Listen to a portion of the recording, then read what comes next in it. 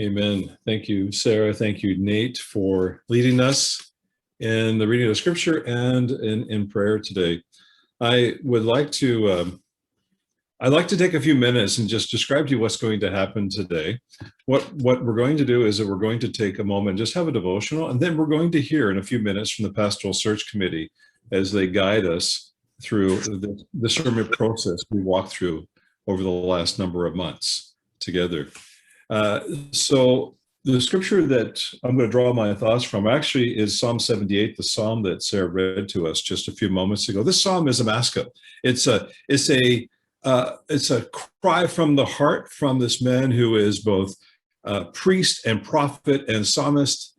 And a maskil is a contemplative psalm. It's an opportunity for us to step back and say, think this through. This gain some wisdom, gain some knowledge from history. So that's what the psalmist is doing, what Asaph is calling us to do today. The psalm itself is an incredible psalm in its entirety. We didn't take time to read through the entire lengthy psalm today. It's 72 verses long, but it repeats and recounts the history of Israel, the times when they cried out to God, he met their needs, they fell away from him in their own trustworthiness or their own faithfulness, and how God won their hearts back and they turned back. God restored them and restored their fortunes. It's a repetitive cycle, not just for Israel, but even perhaps for us as well. But there's just a few thoughts I want to bring out of this scripture, the first few verses of which we read today. Let's look at verses 4 and 5. We will not hide them from their children. We will tell the next generation the trustworthy deeds which the Lord has done, his power, the wonders he has done. He decreed statutes for Jacob and established the law in Israel, which he commanded our forefathers to teach their children so the next generation would know them. Quickly, what do we pass on to our kids? When we talk about a family or a church, we get to live it firsthand, but we also are called by God to take the things we've learned and heard and give it away in stories, to build their faith, to give roots to our kids, give roots to each other, actually, as we remind ourselves and tell the story. It's interesting that my grandchildren are, our youngest is 12 and they go up to 21 now.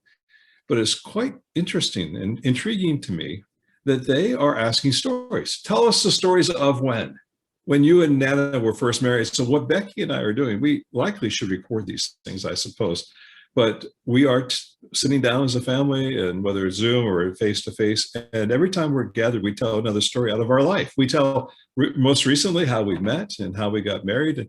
And I have one grandson and 4 granddaughters. The granddaughters love that story, of love and meeting.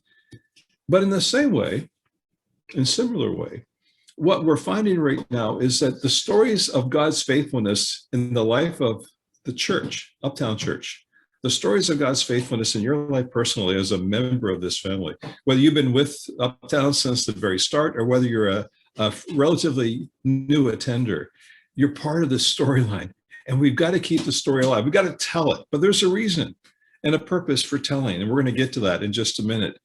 But what are we to pass on? Well, the scripture outlines 5 things generally here that Israel was to pass on to the next generation. Number 1, his trustworthy deeds, things like God's guidance, his blessings. In the wilderness, they had the pillar of fire by night and the pillar of cloud by day.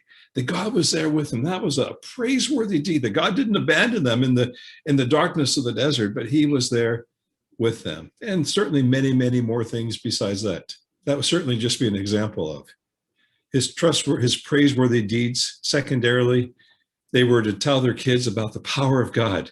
Think about how God delivered them from Egypt and the adversaries were overcome. God's power was preeminent. God's power was wonderfully demonstrated for the people of Israel. They were to tell those stories.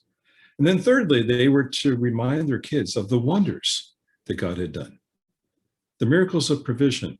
For 40 years in the wilderness, they ate the bread of angels, manna that came down. They said, manna, what is it? But it was a daily provision.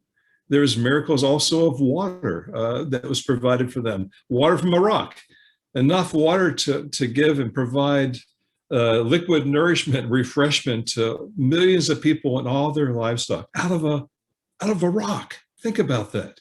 His power on display, the wonders he has done. And then as well, there was a miracle of adoption and connection. Israel, the Bible tells us, became God's son. God became father to this incredible group of people. And if you read through, again, the passage that Sarah read to us at the beginning in verse 11 through until verse 16, 8 times in those few short verses, God says, he did this, he did that. 8 times he is mentioned, referencing God. God who is active, God who is involved, God who cares, who is there for the people, providing them with regular miracles of provision and love. Oh my goodness, it's this beautiful picture of God's adoption, God's connection with his people, God's taking responsibility for the future of his people. It's such a beautiful picture of the wonders he has done. And then fourthly, we see as well they were to tell their children and the statutes of God. Let me just put it this way, it's kind of the moral code of conduct, simply put. They were formerly slaves, and now they are sons and daughters of the King of Kings. How do you live as a prince or a princess when all you've known is slavery? So God gave them statutes. The fathers were to instruct the children in the ways of the Lord, in the ways of conduct. And then fifthly, generally speaking, there was also the law. Praiseworthy deeds, his power, the wonders he's done. Fourthly, his statutes. And then finally, fifthly, the law. God revealed himself through his word, through his written word. And he does the same for us as well. Every day I spend time in his word, I journal, I look for a nugget of truth that I can capture, that I can apply to my life, because it transforms my life. God reveals himself through his word. But when we talk about the family of God and the Uptown family, is it primarily important that we just tell the story? Is it important that they hear the story? Well, absolutely. And that's important. Uptown has a unique story, and we celebrate the storyline of God's faithfulness, what he's done, his power, the miracles. But it's, I think, even more important that they not only hear, but they get to live into that story, that this is not a one generational thing. God is a multi-generational God, and God's intention is that we together put our trust in God. That's the primary thing. Why do we tell the story? Well, so they can put their trust in God. Verse 7, that they would not forget his deeds. They would keep his commandments, that they would not be like their forefathers, a stubborn and a rebellious people whose hearts were not loyal to God, whose spirits were not faithful to him. So why do we tell the story? Put their trust in God, that they would remember him, so they could keep his commandments. Let me pause here. In keeping the commandments of God, why is that important? Well, certainly it pleases God, but it's the best life for us because we maintain a position of being blessable. Can I create a new word? Of being blessable, remaining in a place where God can pour his blessing into our lives. Our best future is standing in a place where God can bless us by keeping his commandments, as we keep his commandments. And then lastly, so that we tell the story so that they can put their trust in God, remember him, keep his commandments, so that they can avoid making the same mistakes that have been made in other generations, so that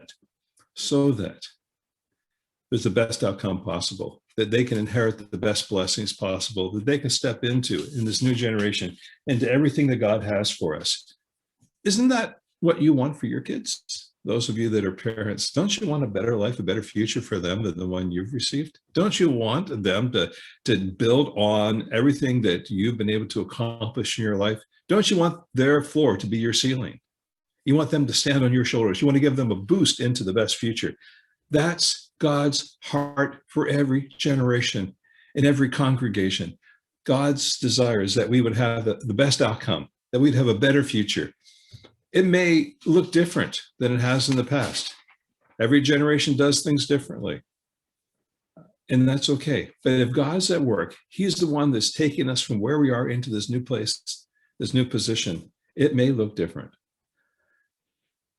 Recently, we were at our daughter's home, our oldest daughter and son-in-law's home, and we were there talking with the family and the grandkids. And the story came up, or the question came up, what was it like when I was a baby? And they started asking questions about their early childhood. And before long, the photo albums come out. All those baby albums. You guys have some of those around your house? Oh, they out came the baby albums, and we were flipping through the pages, and there was laughter and storytelling and memories. It was a wonderful evening, filled with joy and excitement and laughter. And I was particularly captured by my youngest grandchild, who was 12 years old now. We were admiring all her cute baby pictures, and we were talking about the things that she did when she was small. She had this unique, each of my grandchildren had a unique way in which they would greet me. The one granddaughter would kind of come up and she would just look at me shyly and snuggle into my arms and kind of hide in my like this, and she would turn her head and just kind of hide from the world. Safe place was with the people that she knew and trusted, including Papa. And then the middle granddaughter in that family would come up and she'd climb up in my arms, and the first thing she would do was stroke my beard like this. And then, okay, this is my Papa. That was her point of contact, was this prickly beard. And that was what she would do. That was her greeting, even before she had words. But the one who's now 12 years old, she had a unique greeting for me. I'd pick her up and she'd look at me with this big smile, kind of a quiet, shy smile. And then she would get closer and closer, and she'd bump her forehead against mine, nose to my nose, forehead to my forehead. And that was her greeting to me. And her connection point was to touch my forehead with her forehead. And we were laughing about that. She was just just months old, baby in arms. Well, she's 12 years old now, and she's in a growth spurt currently. She's taller than her grandmother, and she's growing into a beautiful young woman in every way. It's interesting that that baby who would butt my forehead with her forehead, it's the same DNA, but she is becoming, growing into something different, transforming into something new, but the same. She's the same beautiful girl, the same, but new. She's the same, but she's true. She's true to her DNA. She's true to her God-given design. She's true to her God-given destiny. While we loved her as an infant, and we definitely love her as a young woman, and we're embracing the changes as she becomes this new and true person that's emerging and right in front of our very eyes.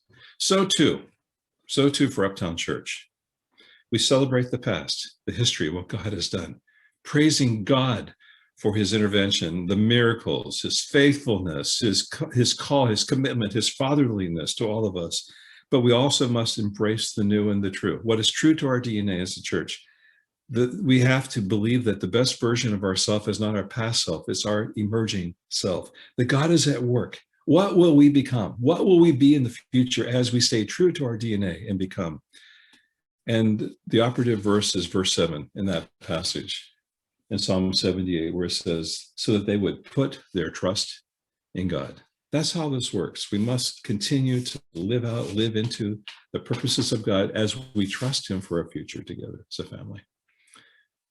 I want to spend a few minutes now and just talk about the process that we've walked through this last year as a church. And then in a few minutes, the Pastoral Search Committee will be sharing. I believe every one of them, I think, is going to share, if I'm correct here. But the process we walk through is really about a process of putting our trust in God. And we want to live this transparently before you. We believe that God's at work and God's not finished with this church, and that he has a plan and a purpose that's going to be true to our DNA, but it may look different as it grows and emerges. You realize, folks, let me just kind of walk through a chronological timeline of what we've done to give you a backdrop, and then I'll hand it over to Phil and to the search committee, Phil and Julia as co-chairs. April 15th last year, you brought me on board. It's been a full year that I've been with you in some form, but beginning April 15th of last year. So Steve got on board. And then in May, beginning of May, I began to gather the history. I did a lot of interviews with folks, gathering for my sake the history of Uptown, what God did, what he said, and did a lot of private interviews at that point in time, had pages of notes. June 1st, and June 8th, we gathered the elders and the board together for a series of evening meetings where we did what I call the histogram, where we talked about God's guidance, God's direction, God's promises. At the beginning, there was a series of 10 questions that I gave them, including things like, what were the key things that God called Uptown to do and called Uptown to be. What did God say in the beginning? And then we talked about what did God say after the beginning? What did it look like? What are the things that we need that are our primary values and purposes? We wrestled through and talked through, and we got, I think, 9 pages of typed up notes from that 2-night event.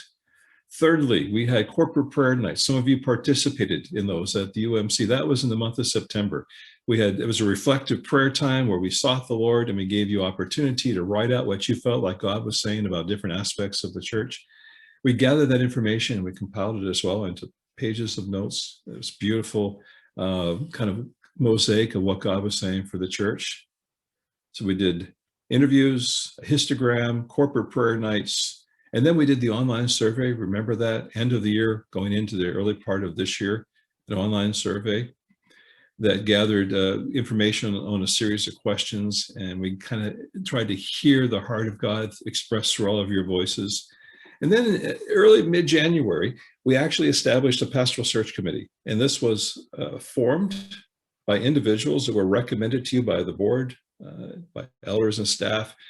And that the intention was that they would be a broad representation of this wonderful church called Uptown. We gathered them, and the Pastoral Search Committee and gathered and combined the data from all those different things that I mentioned at the start of this conversation. And we pulled it together, we looked at it, we spent hours kind of working our way through that information during offline times. We created from that data a church profile, which I'm calling This Is Us. And some of that has become part of this short sermon series. And then number 6, we also then created a pastoral profile. The pastoral profile was not what we would choose or what we wanted. Wasn't our opinion. It wasn't about us. It was rather, what do we need to help us to get where God wants us to go? What kind of leader do we need who can lead us into this unique, distinctive of what and who Uptown is? And that became part of the problem. The pastoral profile based on where God wants us to go, based on the unfulfilled prophetic words, the things that God spoke, the things that we know that God wants us to be.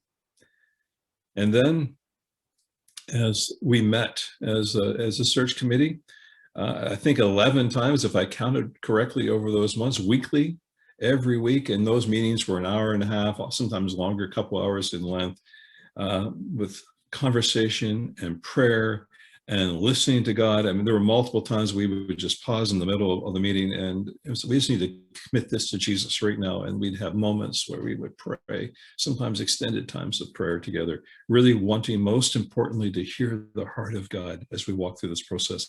I should quickly say, though I attended these meetings, I was an observer, non-voting member of the Pastoral Search Committee. I was invited to be there as a pastoral kind of advisor based on my experience in supervisory work. So my role there was observer and occasional consultant. And so I want to make that clear. It was your team. It was your Pastoral Search Committee with my observation. And those meetings culminated in a decision. And in a moment here, Phil, if you would be willing to come on board here, we want to have Phil just kind of open up this time and have the Pastoral Search Committee share. It's really important that we understand that what is new will remain true to what God has called us to be. That's the important thing. But what will it look like? You know, the emerging new self, like my granddaughter who's 12 years old, she's emerging into a beautiful young lady. And we have a snapshot of her at 12. We also have photographs of her at 2. But what will she look like at 22? We don't know. It's emerging. In the same way, we don't see clearly the entirety of the future of the church, but we have an idea. We have a pretty good picture of what God's saying. And we do know what it looks like for this next immediate season. So we're trusting God. And we're believing that we can, with great confidence, put our trust in the Lord and have our spirits remain faithful to Him. So Phil is going to come and open up our sharing time for the Pastoral Search Committee. And then we're going to roll right through. And I think every member of the search committee will contribute and will speak to you as a congregation based on what they felt, sensed. And then at the end of that, I'll come back and I'll wrap it and we'll close our time together. But Phil, I'll hand it over to you now. Thanks very much, Steve. Good morning, everyone. It's great to see you all today and be with you. Before I get to the resolutions that the committee has arrived at, I've got a couple thoughts I'd like to share, and I know the other members of the committee will follow with things to share with you as well. But let me just start with something Steve's already touched on. About a year ago, we said a very difficult goodbye to Roger as our pastor, as you will all recall. And then in April, God brought Steve to lead us through this year of leadership transition. And change is definitely always a challenge. And as you guys know, COVID made this year a year like no other. But if we take time to pause and reflect over this last year, we can really give thanks to God for how He provided really all that we needed in this last space of time. I'm especially thankful to God for Steve's love and leadership, which have brought us to this very important day.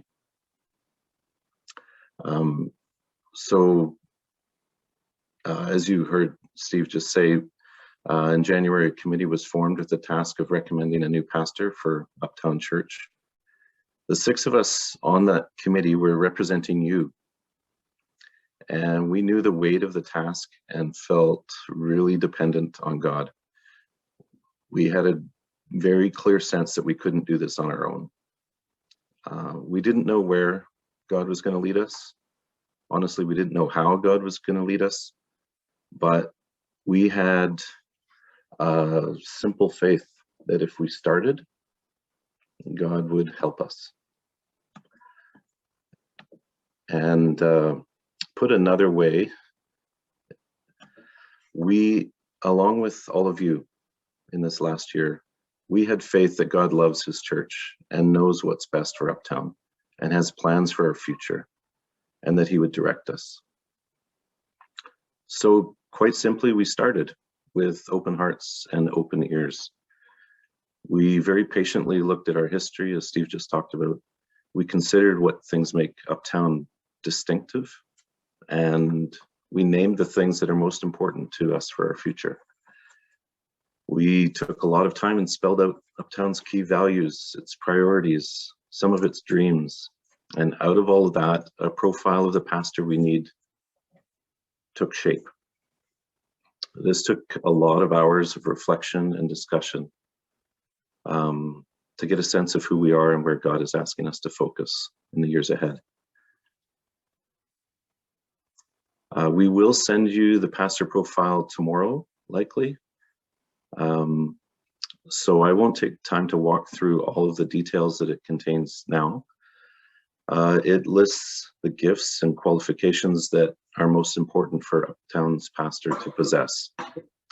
And the profile also contains the first key recommendation of the committee, and that is that Uptown's leader must be a full-time position so that our pastor can be fully focused on leading Uptown and be properly supported to do so. This will mean some significant changes from how we currently operate, but it's our conviction that having a full-time pastor is really the first and most important building block of Uptown's new chapter, and that's very exciting. Let me share just a couple other thoughts about the committee's work, and then we will share our decision. It's standard practice in our denomination and many other churches that a pastor search committee would first review any current internal candidates. And we were aware of 3 potential internal candidates, and so we began considering them one by one in light of the pastor profile. We prayerfully considered these gifted and loved ones and sought God's direction over a period of 5 weeks. This was a really patient and careful process, where we listen to each other and listen for God. And we waited. Then, in one meeting, as we talked about what Uptown really needs for the future, there was a very tangible spiritual shift that came around us in that meeting. It was something clearly God-driven. It was a strong and peaceful clarity that I can say I've experienced only a few times in my life. It was like we were on a boat on the sea, not moving, but we had faithfully hoisted our sails and we weren't sure what would happen next.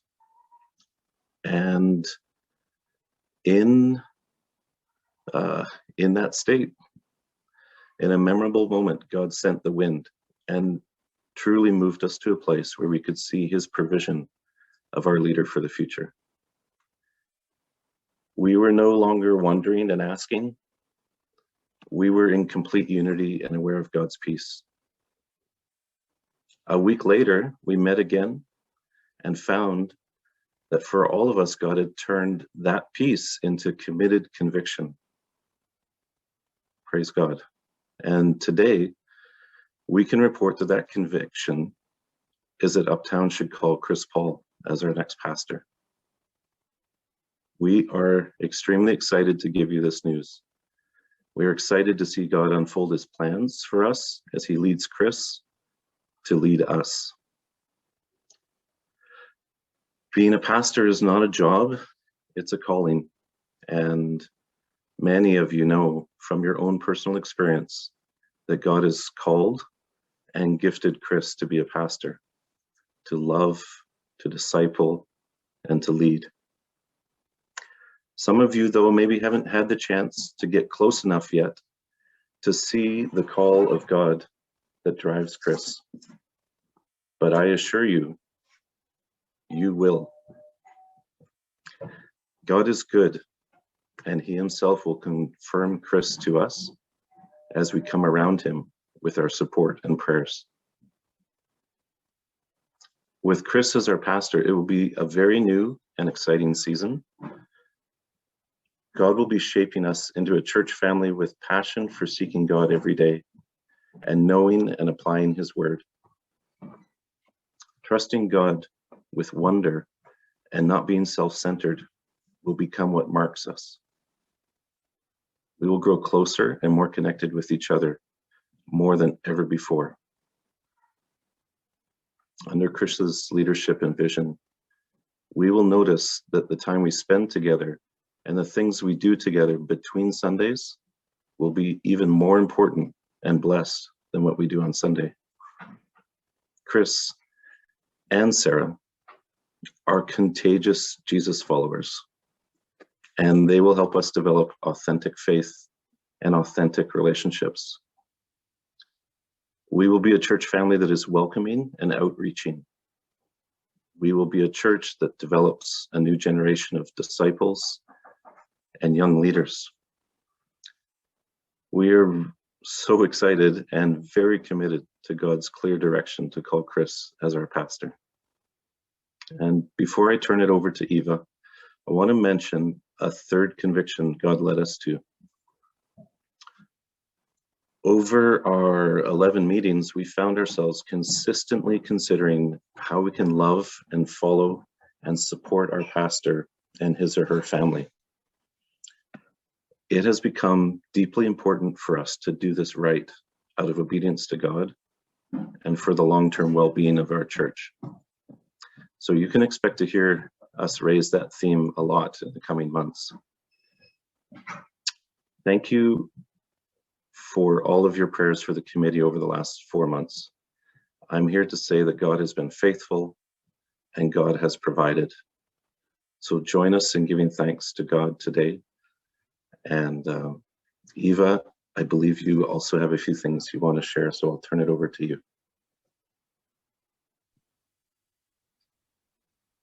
Okay. So back in January, Steve called me one day, and he said, would you like to be part of this pastoral search committee? And I said, oh, no, I'm not a committee person, and what could I possibly contribute? But he said that they wanted somebody of senior age and who had been around for a while to be on this committee. And so I prayed about it and ended up saying yes. And turned into weeks, months, a meeting every Monday night on the Zoom meetings and for meetings and prayer. And what a joy. It's been a real special time for me. So here are some of my thoughts on all of this. And some of this will be repeating what Phil and Steve have already shared. So we began with the definition of who and what Uptown is. We looked at the past, we looked at the present, and we looked at the future. Paul and I have been around since 1996, I guess from almost the beginning. And there are many things that I had kind of forgotten that were in our past. Seeing people when they were teens, in their early 20s, the excitement, the fresh, inspired, the sharing worship, the bandwagon, the green light, packing out a small church on Oxford Hill. And out of that came missions and people doing outrageous things like going to crazy places like Afghanistan because God called them to. There were church plants, there were marriages and babies and life. And I love remembering the past. I love being reminded of some of those things that are so where we came from and who we still are in many ways. And so now the things that we hold so dear, so kids, Sunday school, the little ones, art camp, Precious Dance, youth group, the things that are in our, who we are, and the community, the inside of our community, the small groups, the friendships, the discipleship, family, and the outside of our community, the outreach, the community dinners, the Christmas dinners, the recovery, the people in the recovery community that call us friends. That's all past, it's present. And then there's the season that COVID hit.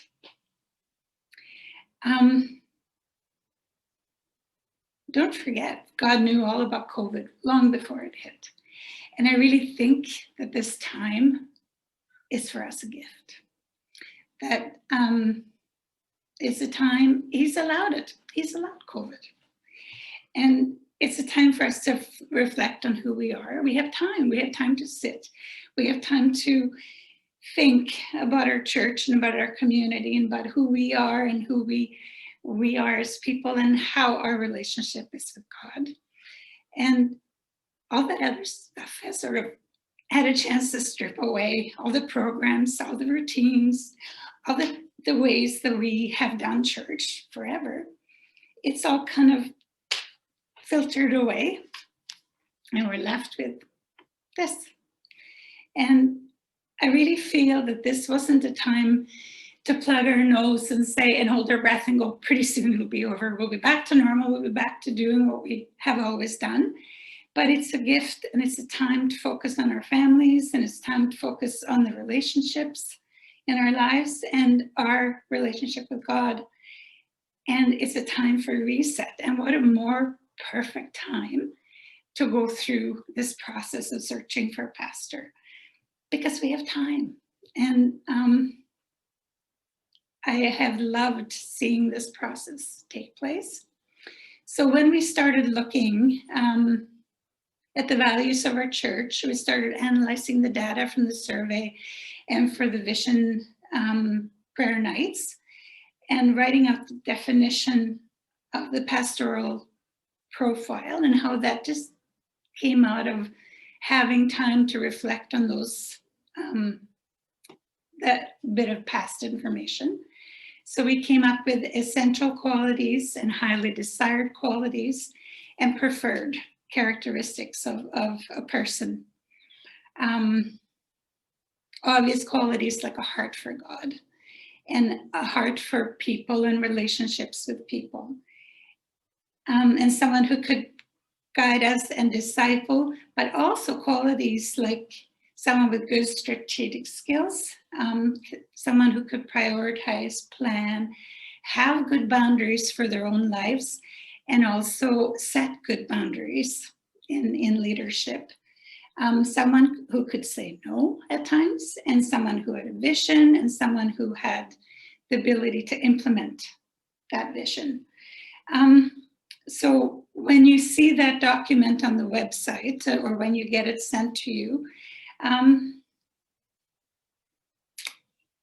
it'll be that document has a lot of, like Phil said, has a lot of work behind it, and a lot of time and a lot of prayer.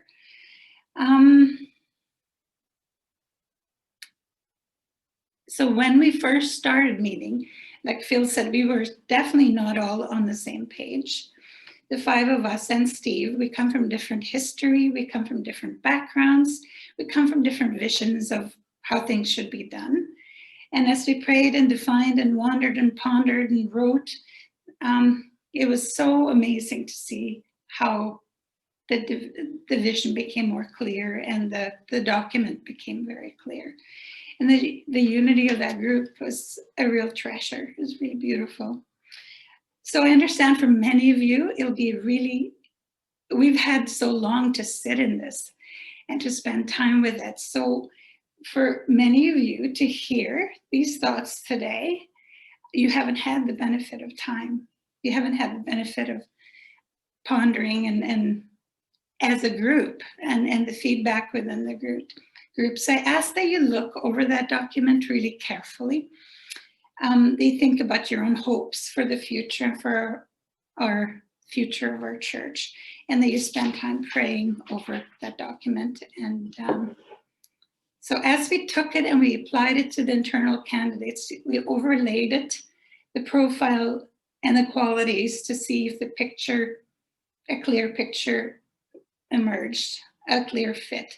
And that wasn't easy. It was heart-wrenching. We covered with prayer, we sat in it.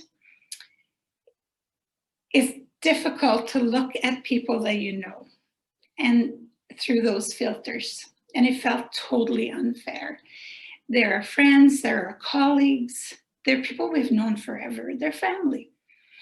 But there's also, these are the people that we really know, and we know what they need from us. We know how they are growing, and we know who they're becoming.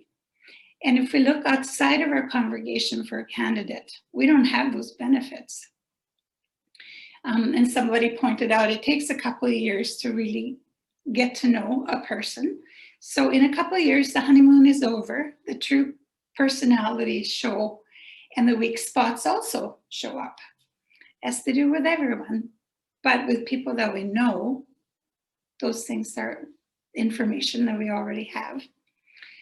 So regardless of who we had chosen, and with a new pastor, so we have a ton of personal responsibility to that person, to support them, to pray for them, to allow them to make decisions, to allow them to lead, to allow them time to grow, and allow them time to rest. Those are some of the things that I feel are really important. So I believe that God has allowed us this time with COVID. And it's a gift, a special time to define and pray and ask God for the right decision for our church. And in the end, I'm so thankful that He has a future for us. And that we will be able to see who God has for us clearly. And I'm so glad that I said yes to that group. They're an amazing group of people, and I love our church family. I love our small group of people. They're a real treasure. And I know that we have a future that as we pray on this, God will open visions and dreams and possibilities for us. So that's all I have to say. On to Aaron, who has thoughts for us as well. Thanks.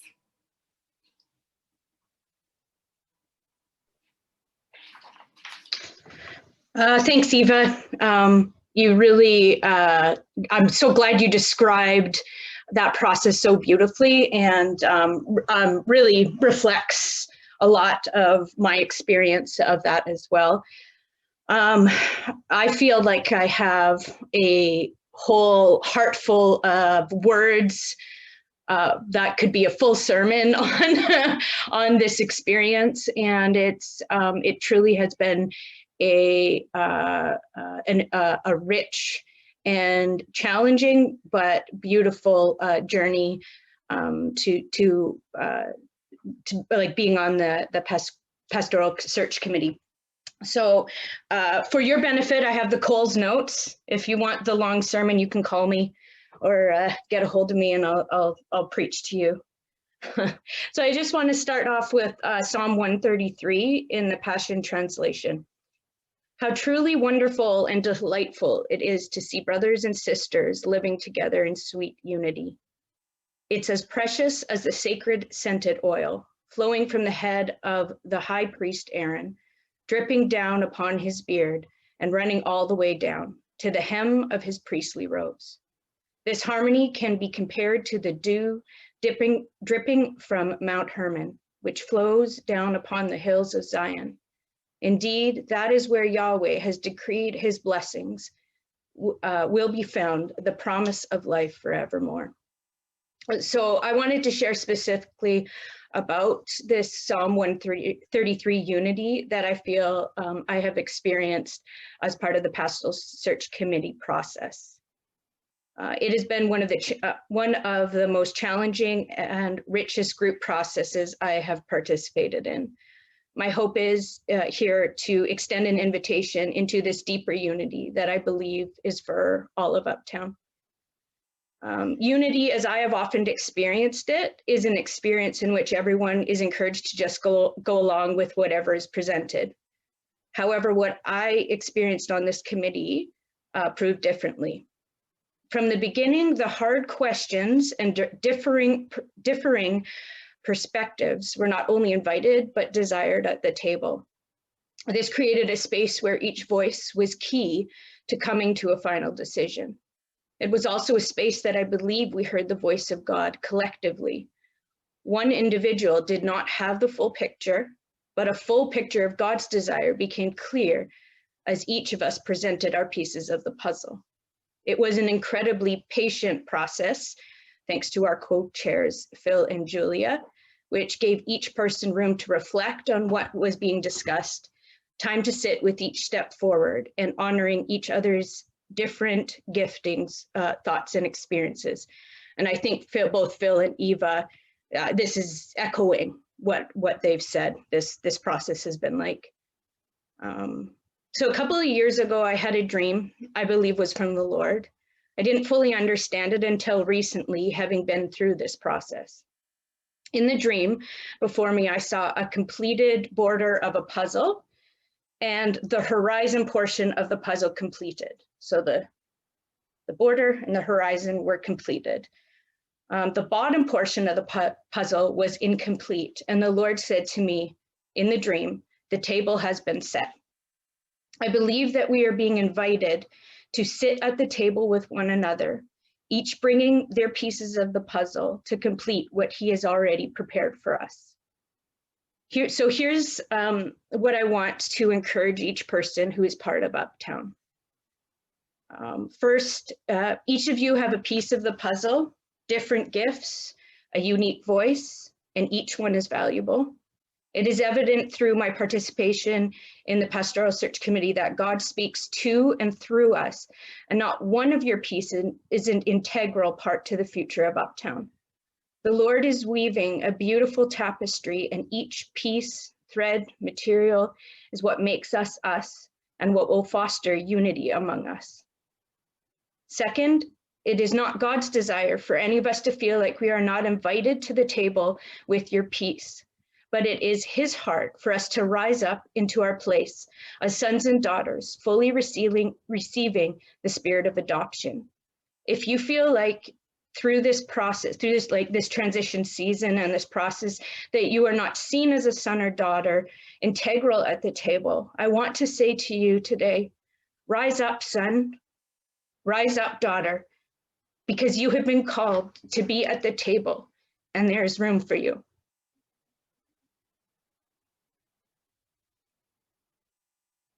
Thirdly, the beauty and the depth of unity is established when we come together in love and share our gifts, which include the hard questions and hard conversations.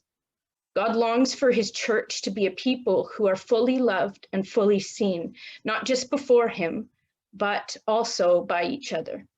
When we truly step into preference and respect for one another, we learn to be extraordinary, supernatural listeners, ears open to what he has to say and what each other has to say.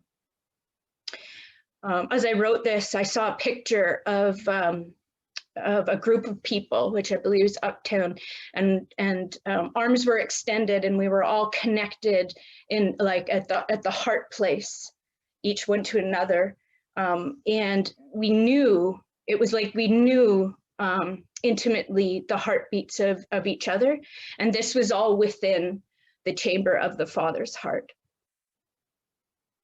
And finally, this is not about us. It wasn't about Aaron. This isn't about the Pastoral Search Committee. This isn't about the board or leadership or eldership. This is really about God. It is his church, and his delight is to invite us into the dance of the Trinity, Father, Son, and Holy Spirit, who display perfect unity.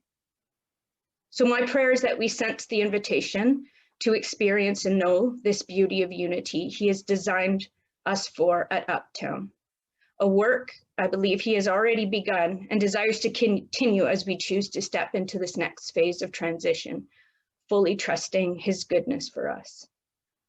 And I just want to read John chapter 15, verse 13 to 17, which has really come alive to me these past few months. So verse 13. Greater love has no one than this, to lay down one's life for one's friend. You are my friends if you do what I command. I no longer call you servants, because a servant does not know his master's business. Instead, I have called you friends, for everything that I learned from my Father, I have made known to you. You did not choose me, but I chose you and appointed you so that you might go and bear fruit that will last, and so that whatever you ask in my name, the Father will give to you. This is my command. Love each other. Bless you all, and I'll pass it over to Zia.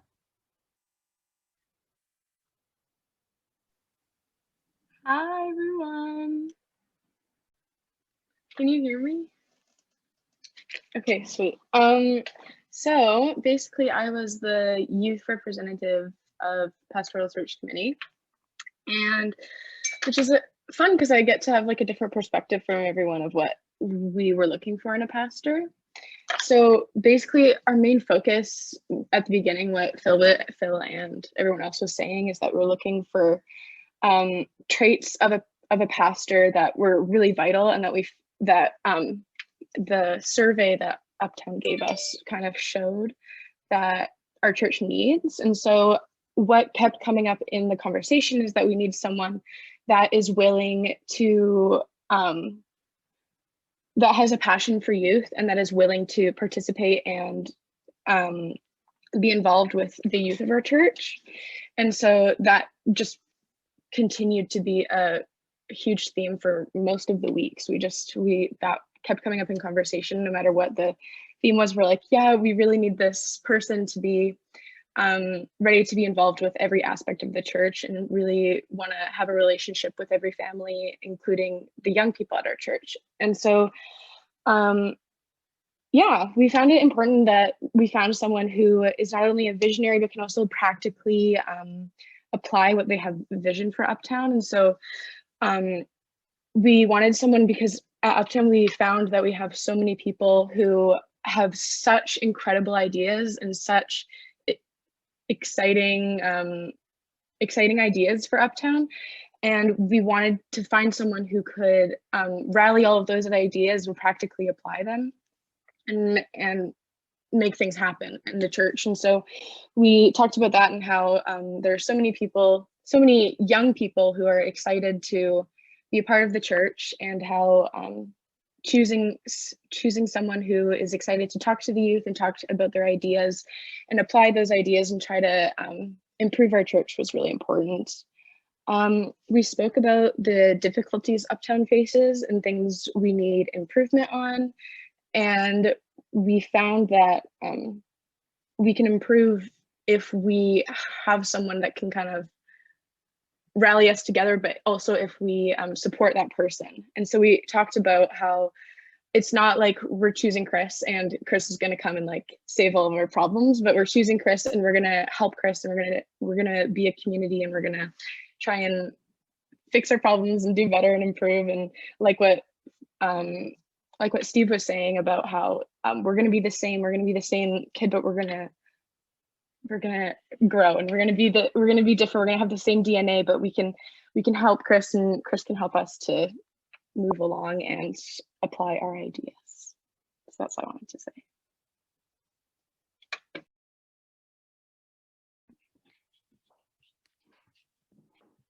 Thank you, Zia. Thank you so much for that. And so I'm going to essentially wrap up what the Pastoral Search Committee has been talking about this morning. And essentially, you've heard the process.